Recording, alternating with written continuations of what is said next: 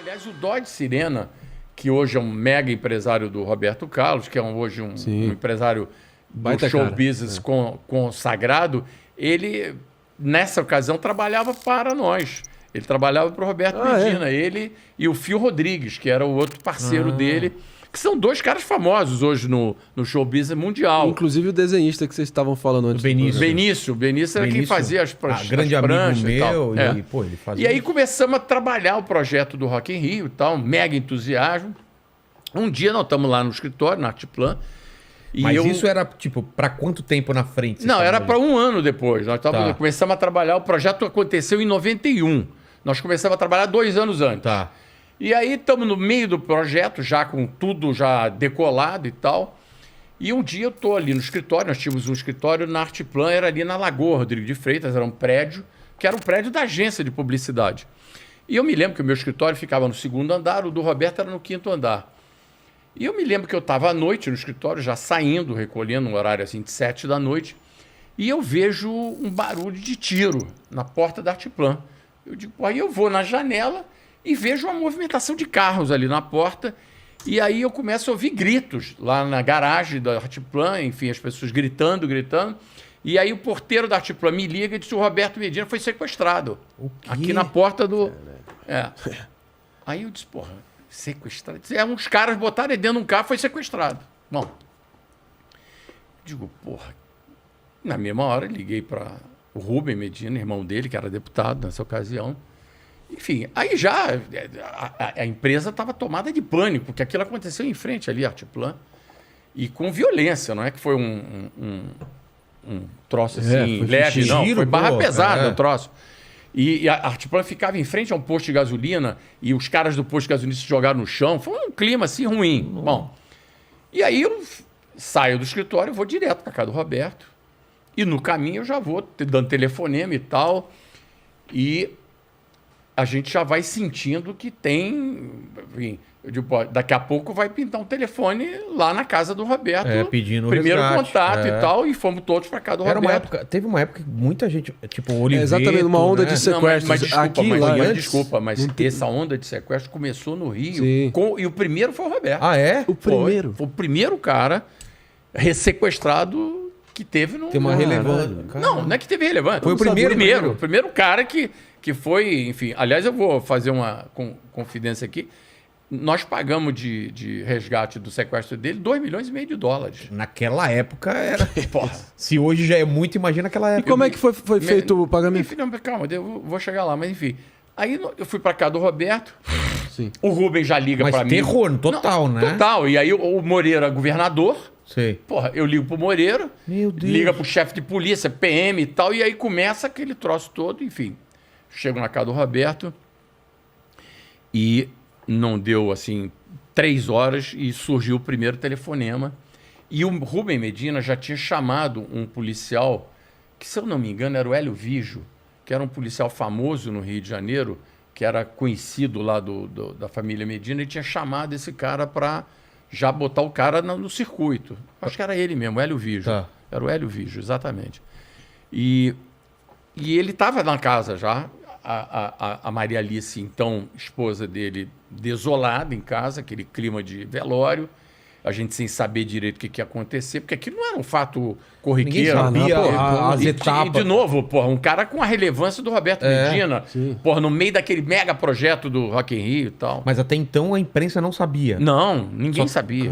Eu tô na casa dele e tal. Entendi. E aí... O primeiro telefonema não tinha esse esquema de telefone celular, não tinha... Telefone fixo. Telefone fixo. E aí tinha um aparelhinho de viva voz do lado, que o Hélio Vigio plantou um gravador no aparelhinho de viva voz. Tipo uma secretária eletrônica. E disse, vamos começar, porque eles vão ligar. E aí não deu outra. 2 horas depois surgiu o primeiro telefonema. E os caras falando, olha, o Roberto tá bem, tá com a gente, nós não vamos falar nada agora... É só para vocês saberem que amanhã nós vamos mandar a primeira mensagem para vocês. E aí desligaram. Meu Deus. Foi um telefonema curto. E eu me lembro que eu estava ali na hora. E aquilo Foi ali... no Viva Voz isso. E aí no primeiro momento esse policial virou-se para o Rubem e disse assim, essa voz é do Maurinho Branco, esse cara é de uma quadrilha perigosa, do lugar tal. E aí descreveu o cara, né, assim, ouviu a voz do cara assim, e de fato era. E era mesmo? Era o cara, Maurinho Branco. Esse cara foi morto depois, na Cinelândia, no Rio de Janeiro. Anos depois. Ou pouco tempo depois? Pouco tempo Mas depois. ele era o quê? Ele era Não, ele era traficante de droga? Era uma quadrilha ligada ao tráfico, Tá. mas que também cometia crimes desse tipo e que Entendi. estava inaugurando no Rio de Janeiro uma modalidade de crime nova que era o sequestro. Caralho. E aí foram 18 dias dele sequestrado. E o cativeiro era onde, afinal? O cativeiro era num subúrbio do Rio de Janeiro e tem uma passagem curiosa dessa história toda. Foram 18 dias, Foram então. 18 dias dele sequestrado. E teve uma passagem muito incrível que um dia, no dia do pagamento do sequestro, do resgate... Você participou... Como que era, assim? Deixa em tal lugar? Era sempre mensagens que eles deixavam bilhetes em locais. Então eles ligavam e diziam assim, na Tijuca, bar tal, tem um bilhete no banheiro. Nossa! Aí você tinha que ir lá no bar tal pegar. Tinha informação. E essa coisa foi evoluindo, foi sendo negociada e tal. E eles sempre... E aí botaram o número na mesa. Eu me lembro que... essa cena eu não esqueço. Eu estava no quarto do Roberto. Nós tínhamos conseguido comprar os dólares todos no Banco Central, que depois isso acabou dando um problema para o Roberto, porque naquela ocasião o câmbio paralelo, o valor do dólar no câmbio paralelo era o dobro do câmbio oficial. Ah, é? Então se a gente fosse comprar os 2,5 milhões de dólares que eles queriam em dólar, no câmbio paralelo, o valor era o dobro. E aí nós fizemos um apelo para o presidente do Banco Central, na época, que se chamava Elmo Camões. O Rubem Medina era deputado, fez lá uma gestão e ele autorizou que a gente comprasse o dinheiro no Banco Central. Entendi. Compramos 2,5 milhões de dólares, mas faltou, inclusive, o resto foi em moeda local mesmo. Nossa. Mas foram 2,1 milhões em dólares. E eu me lembro que eram 2 malas Samsonite e eu tive que me sentar numa delas para fechar a mala. Eu nunca tinha visto tanto dinheiro vivo na minha vida. Era um negócio assim, impressionante. 2 malas pesadas. Bolos de 100. Tudo, nota de 100. Você imagina 2,5 milhões de dólares em cédula de dólar e tal, na mesa. E aí o seguinte, quando eles ligaram a última vez para já dar o destino do pagamento, Claro da entrega claro que o Medina falava alguma coisa para provar que estava vivo nesse meio tempo. Não, claro, ele mandava gravações, tá. tinham gravações, tinha prova de vida o tempo inteiro. Tá. A gente e por acaso depois o Roberto... E ele sempre muito sereno? Como que... Eles faziam ele mostrar primeiro sangue que não tinha, feridas, curativo e tal, nos vídeos para mostrar a violência deles. E ele dizia, olha, vou cortar o dedo dele, vou mandar o dedo dele cortado. Mas ele chegou a ser torturado? Não. Ele foi tratado ali no limite... Subhumano ali. No limite da tortura psicológica, digamos. Entendi. Porque o grande ativo dos caras era ele, em boa condição. Porque senão o troço não ia rolar. E era muito dinheiro. Bom, enfim, eu me lembro que no dia do pagamento do resgate, o bilhete que dava a indicação do procedimento para o pagamento do resgate, eles disseram que estava numa caixa número 12 do túnel Rebouças. Uma caixa de socorro. O túnel Rebouças, que é um túnel grande no Rio, todo o túnel ele tem caixas de socorro com telefone, onde você para quando você está com o acidentado dentro do túnel, você vai numa dessas caixas, liga para a central do túnel e os caras do socorro vão lá te socorrer. Entendi. Então, eles ligaram para a gente e disseram, olha, as indicações do sequestro estão na caixa 12 do túnel Rebouças. Eu parti para lá com o meu motorista na época. E o policial foi junto? Não, nesse momento eu fui sozinho. Eu e meu motorista. Tá. Se eu não me engano, eu acho que a cunhada do Roberto estava comigo, a Solange, que depois se separou do Rubem Medina e se casou com o saudoso Edson Damil, que era o dono da Mil. Godoy Bueno. Isso, Edson Bueno. Eu acho que a Solange estava comigo nesse dia. Eu sei que eu fui lá, seguindo as instruções de que estava numa caixa 10 do túnel Rebouças, no sentido centro-lagoa. Isso. Porque o túnel tem 2 direções. E aí eu fui para o centro, vim no Anacaco e fui parando o carro na direita, perto da caixa 10, e botei o alerta do carro dizendo que eu estava com problema no carro, mostrando que eu estava com problema. E fui nesta caixa, mas o túnel estava em movimento, muito movimento de carro. Eu abro a caixa do Número 12. número 12. Quando eu abro, o papel que estava na caixa sai e voa da caixa. Não. É um filme, cara. Eu tô esse filme desesperado, tá- velho. E eu começo... Aquele papel é... Nossa. Eu começo a ver esta cena do papel da indicação do sequestro, do resgate, voando Pra dentro. Pro meio pro meio da pista, pista. com aqueles carros Os passando. carros passando das duas direções. Não, nas duas direções, numa direção só, porque era na direção centro-lagoa. tá. Então, elas são separadas. São 2 túneis. Sentido lagoa e sentido centro. Tá. Esse era o sentido lagoa. Na segundo tranche do túnel, onde é mais longo o túnel, porque o túnel tem dois Seções. trechos. Um trecho mais curto e um trecho mais longo. Eu estava no treino mais longo. E aí eu vejo aquela coisa. Aí eu fiquei apavorado. Eu chamei o motorista. Pô, e agora? Ele disse assim, liga pro socorro do túnel. túnel. E ligamos pro socorro do túnel e eu disse, olha, meu amigo, eu tô aqui na caixa 12 do túnel Rebouças, eu vim pegar aqui um bilhete do... Porque todo mundo... O Rio o tava- sequestro Aí do já tava Bedina sabendo. Comoção. era Jornal Nacional 20 minutos por dia. Tá? Caraca. Então o Rio de Janeiro inteiro, todos os jornais só falavam disso. Acompanhando. E eu disse, olha, eu tô aqui, eu vim buscar as indicações, eu preciso parar o túnel para pegar o bilhete. Aí os caras vieram. E aí os caras pararam o túnel, botaram o carro envezado no túnel, parou o túnel, e eu e os caras e o meu motorista fomos andando para ver onde é que estava o E bilhete. nessa altura um carro já poderia ter levado no pneu, ficado E aí fomos ver. E aí no final, Engatado. ali no meio, a gente achou, tava lá o bilhete num canto. E o que aí o dizia o sujeito me bilhete? entregou. Não, o bilhete era para entregar já as indicações, horário, local da entrega do resgate. Que E era dinheiro pra depois eles soltarem. Ou não? Claro. Qual era combinado? Não, primeiro era dinheiro. pagar. Primeiro pagar, claro. Enfim. Eles olha, só iam só. E aí, porque às vezes você ainda tem aliás, isso, lógico, o local do sequestro, da entrega do dinheiro que eles deram era. Me lembro que eu fui o primeiro cara que peguei esse bilhete, peguei o bilhete, agradeci os caras do túnel e fui embora para casa do Roberto e entreguei esse bilhete para a mulher dele, a Maria Alice, que estava lá e tal. E a instrução do bilhete era que o resgate iria ocorrer no Monumento dos Pracinhas, ali no aterro do Flamengo, às 11 horas da noite. E que eles iam. E um carro iria lá para receber o dinheiro. E aí, eles, 24 horas depois, iriam soltar o Roberto. E aí, nesse dia, eu cheguei para o irmão do Roberto, o Rubem, e disse: olha, Rubem, isso é um evento de uma responsabilidade que só quem pode ter é você, meu irmão. Então, não dá para delegar isso para ninguém. Então, nós vamos com 2,5 milhões de dólares em dinheiro num carro às 11 horas da noite no aterro do Flamengo. Se tu for assaltado antes, porra.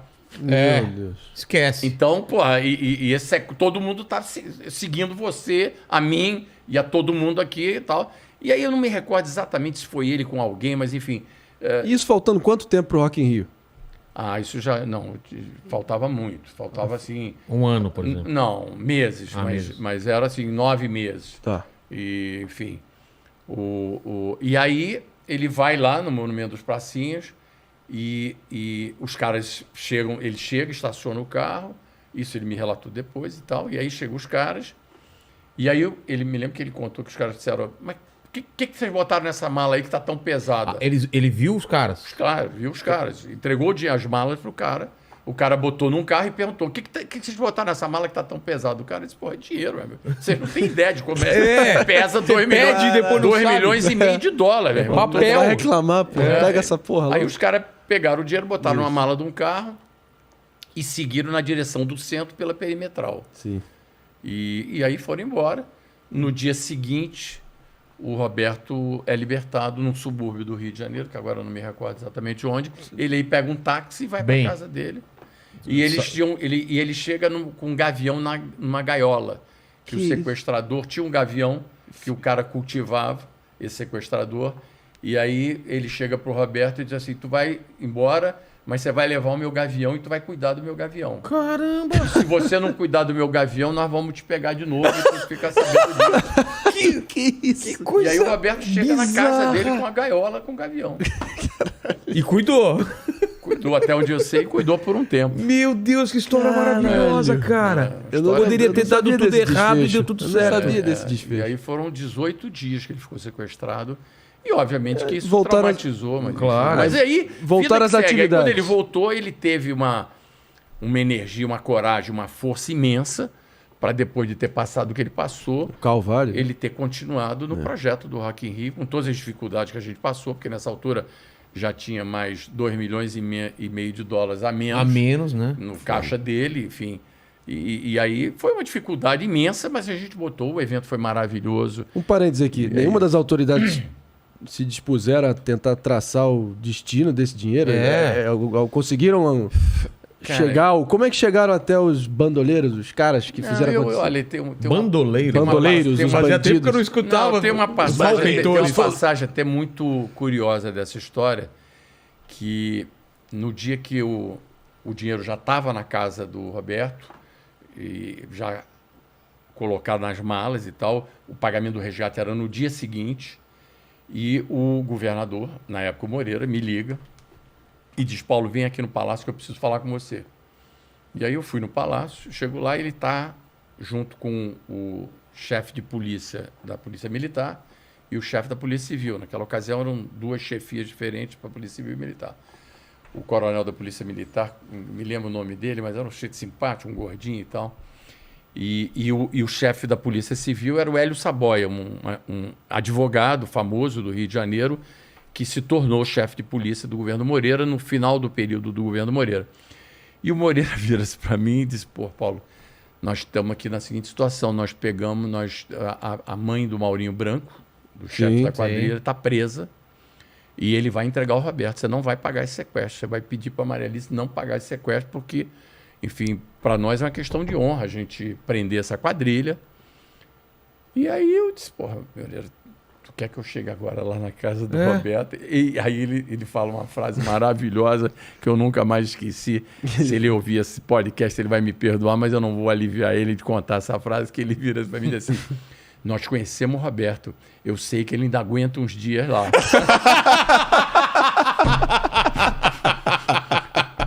Aí eu disse: porra, Moreira, Governador do Rio. porque eles eram muito amigos, de Sim. fato. Toda a campanha que o Moreira fez na vida foi feita na Artiplan. Porra, Paulo, a gente conhece o Roberto. Ele aguenta, ele, não? Ele é um cara forte, ele não aguenta uns dias lá. Segura, ele não paga esse sequestro, nós vamos pegar essa quadrilha. Bom, aí eu volto para casa do Roberto e chego para Maria Alice, naquele drama todo que estava vivendo, e ela perguntou o que ele queria e tal. E eu relatei a história. Ela também não chegou a cogitar. comprou barulho, ela ela não cogitou esse barulho. E nós tivemos que pagar o valor do sequestro e tal. Mas, enfim, um ano depois, o fato é o seguinte: ele nunca recuperou um tostão desse dinheiro, que olha que não é pouca grana. Porra. Então, você há de convir que esse dinheiro também não parou na mão dos sequestradores integralmente. Claro. Né? Esse dinheiro circulou, né? Exatamente. Então, enfim, é aquela chaga do Rio de Janeiro que a polícia às vezes se confunde com a bandidagem no Rio de Janeiro, de alguma medida. Não estou fazendo nenhuma acusação, mas o fato é que ele não recuperou.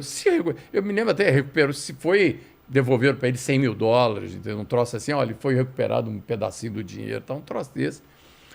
E esse cara, obviamente, ficou jurado. E eu acho que 1 ano e meio depois, esse cara estava saindo de uma estação do metrô ali no centro da cidade, ali em frente ao edifício central. Ali tem uma estação importante do metrô. Esse cara estava saindo, a polícia já estava avisada que ele estava saindo, e ele foi troca de tiros com a polícia. Esse cara morreu ali 1 ano depois.